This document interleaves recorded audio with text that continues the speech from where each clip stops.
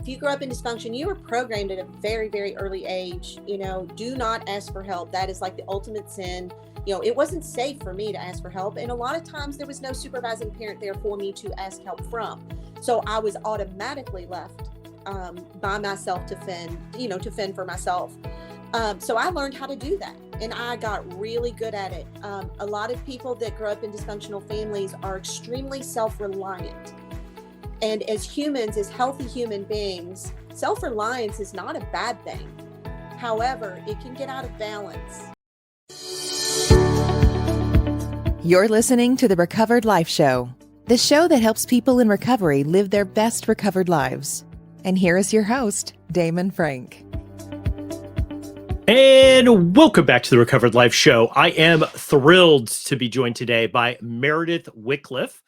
Meredith is a recovered life coach, and she deals specifically with dysfunctional family dynamics and codependency. How you doing, Meredith? I am great, Damon. Thank you. I'm happy to be here. I am so glad that you're on the show. I've been wanting to get you on. You have a very popular group meeting on Recovered Life, all about peeling back that dysfunctional family dynamic. And I want to do a show to talk with you just about that, about uncovering and, the process of healing the roots of dysfunctional family dynamics.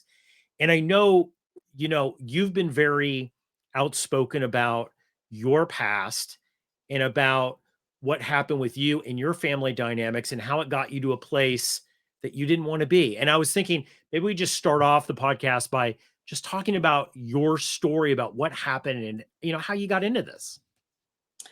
Yeah, there's a lot to unpack with dysfunction, but I guess for me and my story began during childhood, of course, where a lot of people's stories do begin. I was raised in a dysfunctional home where there was addiction and alcoholism present. There was some mental health problems that were present. And, growing up in that, as a child, it's very normal. You don't realize, that's all you know. So you don't really realize that it's dysfunctional as you're living. For me and my story, I didn't learn about it until about 4 decades later when, growing up in that and learning all those defective ways to cope and being abused and neglected, how that played out on me emotionally as a child. And how I carried a lot of that emotional baggage with me. Didn't realize that I was, but I carried it with me. And it showed up in my relationships. It showed up in my professional work with perfectionism, with workaholism. It showed up in my marriage. It showed up in my family dynamics as an adult. It showed up just about everywhere. And, I call it my patterns were my pickers. So, I guess the biggest thing for me was learning what was normal and what wasn't, learning what worked for me and what didn't. And in my journey, that has been the toughest thing because no one taught me. No one taught me how to emotionally regulate. If you grow up in a dysfunctional family or a dysfunctional home, you basically are taught don't trust, don't feel. So you stay hidden, you wear a mask and you become what other people need you to be. So you never really get to know who you truly are at yourself, at your core, your authentic self. Your inner child gets very stunted.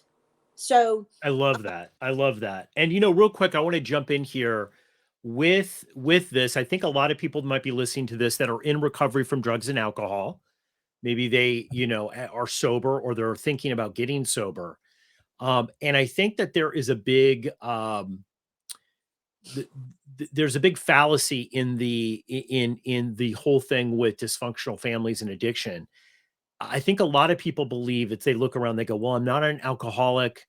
I'm not a drug addict. So obviously dysfunctional families, it didn't affect me. I had a dysfunctional family, but it didn't affect me. But that's not the case, right? It doesn't just impact people in the areas of physical production, addiction to drugs and alcohol. that is absolutely correct. And I find that more and more and more as I dive into this work and do this work.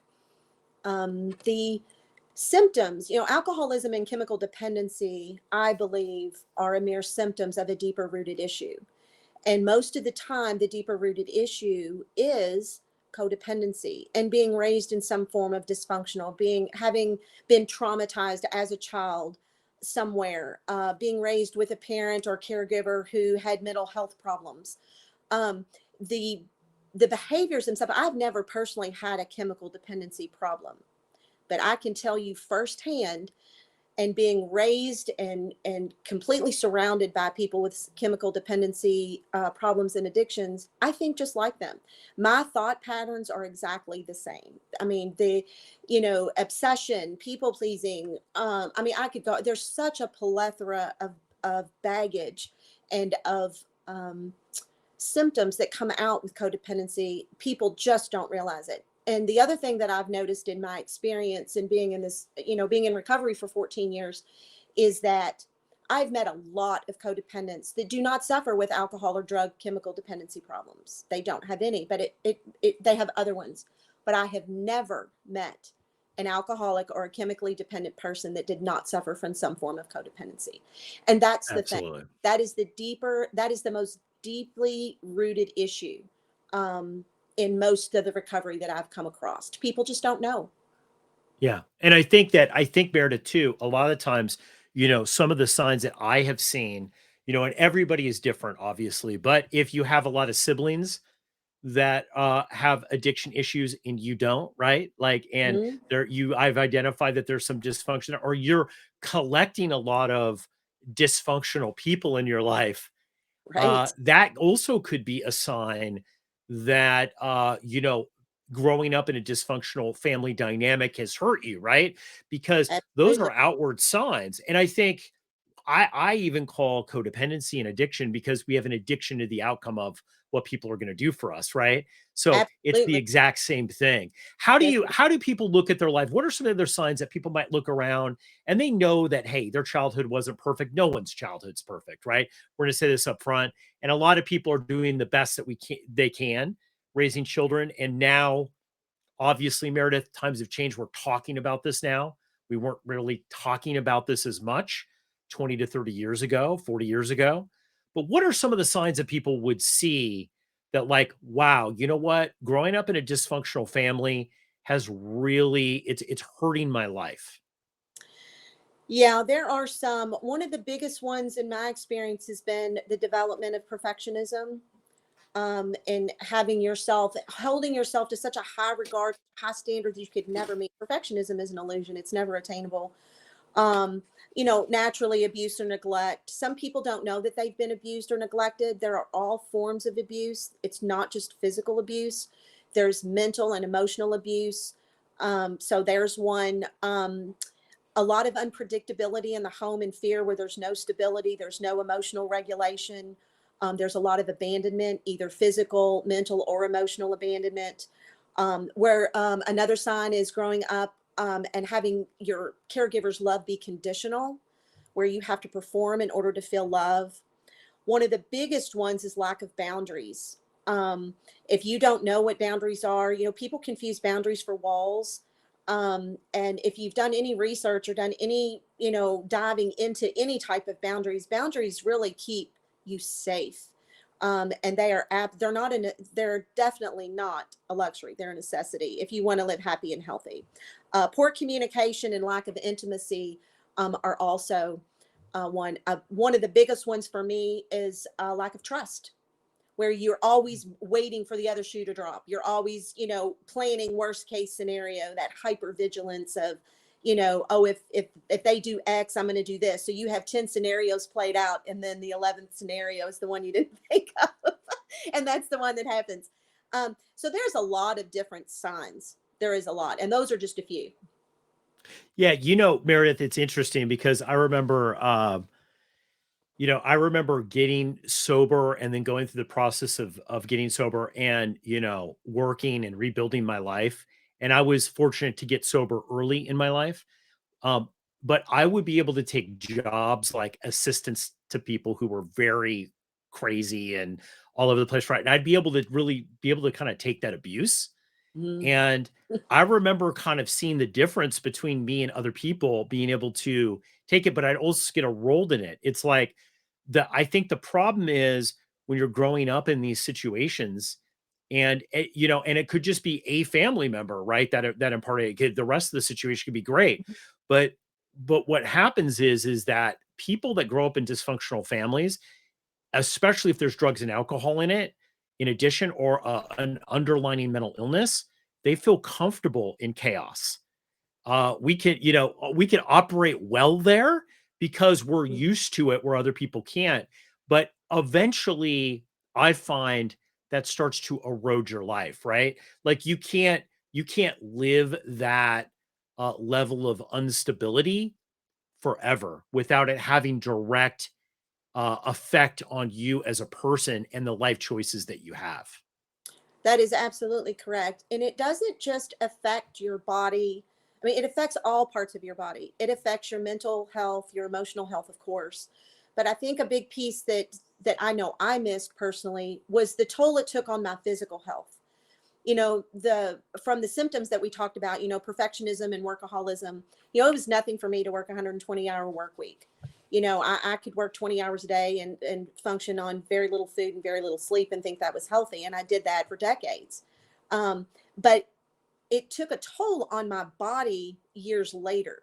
So you're 100% right. No person, no human being can sustain that level of function. It will catch up. I know it did for me, and it does for most people. It's just a matter of when. It's just a matter of how connected you are. Growing up in dysfunction, you become what I call, and what I've heard call, you live in a disassociative state. So you're really disconnected from yourself and who you are. You're disconnected from your soul identity, and you live your life externally. You live it for other people. You live it to please and to, because you never feel good enough. You always feel like you have to perform and you have to do, and you get your worth and your purpose by doing. And we do that, or I did that in my external world. So I never fully could connect on the inside. And then I wondered why I felt like crap. It's like, this is not working, because it shows up in every area of your life. It shows up in your Yeah. relationships. It shows up in your professional work. It shows up with colleagues. It shows up, in your body. I mean, you cannot, there's a saying that I like to remind myself of, is you can't outrun your demons. They will catch you. So it's That's just, absolutely right. yeah, it's That's just a absolutely right. matter of when you can deal with them. Meredith, I think the thing is that's shocking about this, for people that look at it, is that they might not uncover that actually the unhappiness in their life, the root is a dysfunctional family dynamic until much later. Like, I'm somebody who was raised, one of my parents was an alcoholic. I was raised in that dysfunction and there was some craziness there. I had other members of my family that weren't like that at all. It was very healthy, right? But that one thing, even after becoming an alcoholic myself, which I said I would never do, right? Going through all of that crap to be able to get sober and to rebuild my life and to do it, I didn't really stumble upon that this was really an issue as big until my 30s, right? Like it was still like a decade later or so. And I'm still unraveling some of the patterns that I have in my life that are really triggered by that past dysfunctional family dynamic. And I think the overworking thing, you just totally nailed it. Both of us are entrepreneurs and are Mhm. out doing it. And it's like being able to constantly over deliver and always having to have the answer. For me, like when I started to question that, why am I over delivering all the time? Why do I always have to have the answer to that? I don't have to have the answer. I don't know. Like, that was a huge uncovering. And it was shocking to me that it took that long, even being in recovery around great people, right? Like you, to really uncover that. But it's not, I guess what I'm going to ask you is, it's not rare, right? For people in their 40s, 50s, 60s, and even 70s to start to wake up and say, oh my gosh, maybe some of the ways that I live my life and the decision I make come from the root of that dysfunctional family. Oh, it's not uncommon at all. I mean, you're looking at one. I'm 56 years old, and I didn't find recovery until I was in my 40s. And even the first, maybe 5 or 10 years of that, I spent in Al-Anon, which is a 12-step program for people recovering from the effects of someone else's addiction. It wasn't until about the last four plus years, I guess, that I was able to find Adult Children of Alcoholics, which really focuses on the family dynamic. And that is where that was the root of my core issue. And I can tie everything back to, not blaming my childhood, of course, because that's not what ACA is about. The ACOA 12-step program is about finding your truth, and you have to go backwards so you can move forward. And because I was stuck, and I know I was stuck in trauma. And when you are traumatized, your emotional growth gets stunted at the age of which that trauma occurred. So my trauma occurred at between 6 and 7 years old. So here I am walking around in my 30s and 40s as an adult, but I'm showing up in my relationships like a 7-year-old. So you can imagine that didn't go over very well, because I was traumatized. I wasn't taught how to, process trauma. I wasn't taught how to process and regulate emotions. I wasn't even allowed to have emotions growing up unless it was anger. So, I had to do a lot of anger management things. That's how anger was one of the things that I used to cope and be able to get done what I needed to get done. And it really turned me inside out. It turned me, my codependency turned me into a person that I authentically am not supposed to be. And the one thing I really want to focus on, being a recovered life coach, there's no better time to be in recovery or have an addiction issue. There is so much help out there. There's so much more help than what there used to be. However, Absolutely. for codependence, there is not a lot. I mean, there's a lot of help in general, but like, for instance, I'll describe what I'm talking about. If you have a chemical dependency issue, you can walk into a treatment center and check yourself in for 30, 60, 90, 180, however long you feel you need, and you can get the help that you need. There are not treatment programs like that I'm aware of. At least they're not in my area for codependency. There are meetings, there are 12-step meetings, there's therapy, there's behavior modifications, there's things like Recovered Life, but there's no real treatment because it's not recognized in the psychological community or in the DSM-5, which is, what that is. It's the medical diagnostic tool. It's not listed as an actual disease. And I have great issue with that, because codependency to me is just as much of an addiction issue as a chemical dependent one. Absolutely. You know what? And it is a killer. It really drains your life. And and you're not outliving your best life if you are inwoven in this, right? No, you're So not. Meredith, what I want to do is when we come back from this quick break, everybody who's listening to this and they're like, yep, Meredith, check, check, check. This is me. This is me. This is me. We're going to talk about, after this quick break, how you can really start to uncover this and start the healing process. We're on with Meredith Whitcliffe. We're going to be back after this quick break. Are you ready to fully participate in your life and achieve true mastery? Join Kristen Fuller every Tuesday at 3 p.m. for the Life Mastery Hour, a peer support room designed to help you succeed in life and recovery. During this 1-hour peer support group, Kristen will discuss a variety of topics to help you navigate the challenges of early sobriety and build the skills you need to live a sober and fulfilling life. From overcoming trauma and dealing with obstacles to finding purpose and building resilience, Kristen has the knowledge and experience to guide you on your journey to a more fulfilling, recovered life. Don't be held back any longer. Join the Life Mastery Hour and start your path to a better tomorrow. RSVP now by going to recoveredlife.us and click on Find My Group. And we'll see you Tuesday at 3 p.m.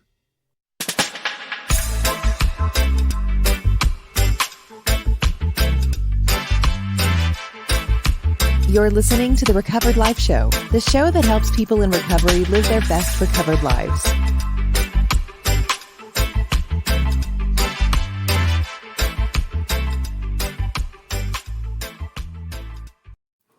And we're back, and I'm talking with Meredith Wycliffe. We're talking about uncovering and healing the roots of dysfunctional family dynamics.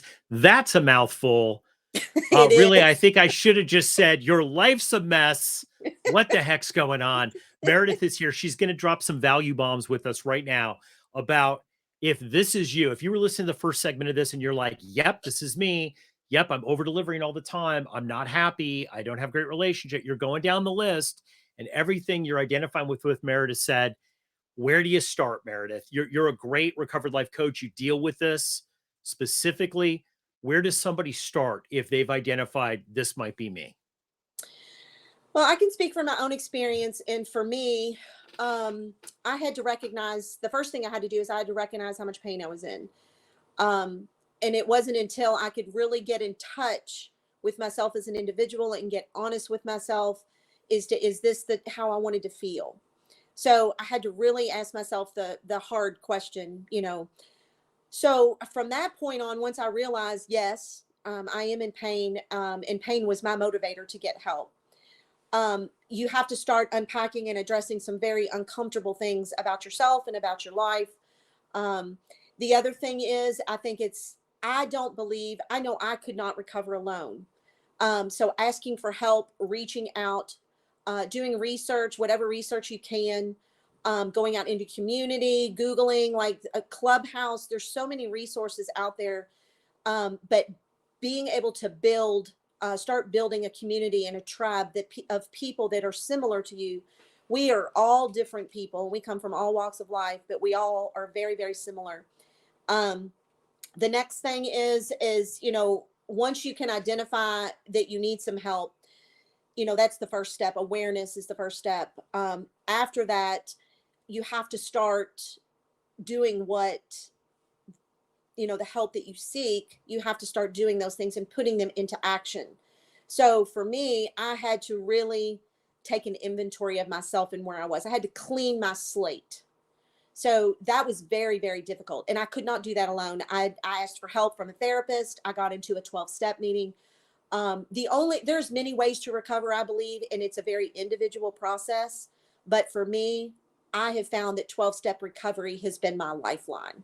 Um, the biggest part, I think, too, now is once you start to get into it, it's very isolating. It can be very lonely. You feel like you're the only one in the world that's going through this. My best suggestion is to get your tribe, find your people, because the people that are currently in your life are probably very similar to you. And you're going to start seeing, as you start to recover, if they're not recovering, you're going to start seeing some differences. So you need to surround yourself with people who have tools that are on a similar path. It is extremely helpful.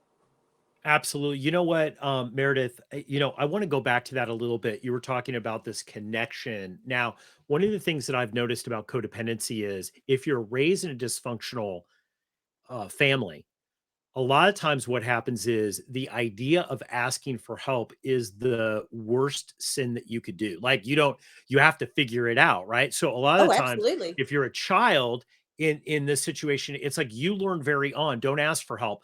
Figure it out yourself, because asking for help is going to put me in a vulnerable situation and I don't want to be the person who doesn't have the answer, right? That is So correct. I think, alcoholics, one of the biggest things when they come into recovery is they have to realize that it's an illusion, that it's really alcohol that is part of the problem, right? We don't think that alcohol is part of the problem. We think it's everything else. And I think with codependency, I think it's the thing. It's like, I don't need other people. I'm going to figure it out by myself. Is that version of it for codependent? I don't need to connect with people. I don't need it, right? Like, it's so hard. But I think you would say taking that first step is really the key to healing, right? You're not going to be able to do it alone and by yourself. That's absolutely right. And that is what I believe has been one of the biggest successes for my recovery has been those 12-step meetings, those in-person meetings, those Zoom meetings, that community and that tribe. You are absolutely right. If you grow up in dysfunction, you were programmed at a very, very early age, do not ask for help. That is like the ultimate sin. It wasn't safe for me to ask for help. And a lot of times there was no supervising parent there for me to ask help from. So I was automatically left by myself to fend, to fend for myself. So I learned how to do that, and I got really good at it. A lot of people that grow up in dysfunctional families are extremely self-reliant. And as humans, as healthy human beings, self-reliance is not a bad thing. However, it can get out of balance, and we can, like, I lived in a bubble, and I craved connection because I'm a human being. And when I didn't get that connection, then I'd get upset or I'd get angry, or, whatever emotion would come up. And then I would further spiral down. I call that a codependent spiral. The opposite of addiction is connection. Addiction loves the darkness, and the connection brings light to that darkness. And that's how I play it in my mind. Is having You that community to remind you and be that light for you when you cannot be the light for yourself. They can be that light for you until you can do it absolutely. yourself. It's essential. It's really essential It to is. being able to live your best recovered life and to be able to heal from this, which is really what it's about. I have to ask this question because I know anyone who's listening to this right now that's thinking about this journey, one of their biggest fear is, does this mean I have to cut out everybody in my life? Does this mean that I can't talk to my mom or my dad or my brother or my sister, my best friends growing up? Like, what does this mean for me? Does this mean that it's over for all those people and I have to start anew? What's your answer to that? Because I know that's a huge fear. It is. And People and with my codependency, that's the last thing they want to do. Oh, absolutely. My answer to that is no. You do not have to do anything that you become a recovery gives you the benefit of choice. It gives you tools to be able to still work within a dysfunctional family if you choose to stay within a dysfunctional family. It only takes one person within that family to change a generational cycle of dysfunction. So if you want to have your family, your family of origin in your life, you absolutely can do that. The recovery by no means says that you have to just throw the baby out with the bathwater and kick everybody to the curb and start over. um, that is a choice that you get to make once you start to reconnect with yourself and figure out what's going to work best for you. In my situation, there are some family members that I did have to let go of. I had to detach with love, and I love them, but they're not a part of my life. And then there's other ones that are. I also have, non-recovering people in my life. I love them. They're not recovering. They don't live the same lifestyle, but they're still a part of my life, and I still have relationships with them. But I know who they are. I know who I am, and I have good boundaries. I know how to practice good boundaries. I have a coach too that helps me. I practice a program of recovery. And I know for me, as long as I do that, I can have anybody in my life that I choose to. Absolutely. Absolutely. You know what, Meredith? In conclusion here, I really love for you to talk to anybody who's listening to this that is very fearful about doing this. They know something's wrong, right? But Yes. maybe deep down inside, they're like, you know what? I've maybe tried to have different people. I've tried to set boundaries. I've tried to break out of that role that my family and friends put me in. I just can't seem to get there. Maybe it's just not possible for me. Uh, what's your message to somebody who's listening to this that's just fearful and thinks it's just not going to work for me, this healing process? I think that was the number one thing that held me back was fear. Before I got into recovery, I was married to an alcoholic, and a seed of recovery that I needed was planted 17 years prior to me getting there. So if someone is out there and listening to this, use this as a seed. You show up when you get there. You get it when you're ready for it. When the student is ready, the teacher appears. I know I had to be able to walk through my fear to be able to live a different life. I no longer chose or wanted to choose to live life in suffering and in pain. I wanted to live a happy, joyful life. And that doesn't mean that there's no fear that's there. It just means that I can wrap it up differently. I can feel the fear, but I can do it anyway, knowing that I'm going to get a different result. And Mm, if you are tired of living in dysfunction, you're tired of living in pain, tired of suffering, tired of, just being taken advantage of, whatever the case may be. I have a very small little low or a slogan that I use, and I use it all the time, and it's do it different. If we always do what we've always done, we will always get what we've always gotten. So take a chance. You are the best investment you will ever make in yourself. oh, I agree. You are the best investment. So if you're listening to this, get some help. A good start is a meeting that we've got on Recovered Life that you host that is amazing. It's called Healing Within Dysfunctional Families. Meredith, talk about that. It's at 11 a.m. I'm sorry, 5 p.m. Every Wednesday, Pacific time. It is an amazing meeting. What can people expect if they go to that meeting? They can expect love and support, a listening ear. They can expect to find like topics with open discussion, a safe environment and safe place where other people are going through the same things or maybe have been on the same journey. A lot of good suggestions and solutions. We do not give people advice. We don't force. We basically share our experience, strength, and hope and let other people know what's worked for us, and that we give other people hope that they can do it too. And that meeting is every Wednesday at 8 p.m. Eastern time. It's a wonderful meeting. And I'm Absolutely, it is. so grateful to be a part of Recovered Life. I can't thank you enough, Damon. Well, we're thrilled to have you because I think you are addressing something, and there's been a big popularity for this meeting. So definitely, if this is something that you want to do, we're going to put a link to the show notes about how to get a hold of Meredith, how to attend that meeting, Healing Within Dysfunctional Families. I think the reason, Meredith, that so many people are attracted to that meeting and working with you and finding out is that they're starting to uncover that awareness is starting to come up, that there is something more there, that there's no coincidence that they married an alcoholic. There's no coincidence that they have a substance, right? Like this maybe isn't a coincidence, that maybe there's something there, and they're starting to unravel that and uncover that. And this is a really great, safe place to do it. So definitely check her out Wednesdays, 8 p.m. Eastern, 5 p.m. Pacific, Healing Within Dysfunctional Families. Meredith, thanks so much for coming on the Recovered Life Show today and sharing your wisdom with everybody. Thank you so much, Damon. It's been a pleasure to be here. Talk to you soon. Thank you. Keep the conversation going. Join Recovered Life.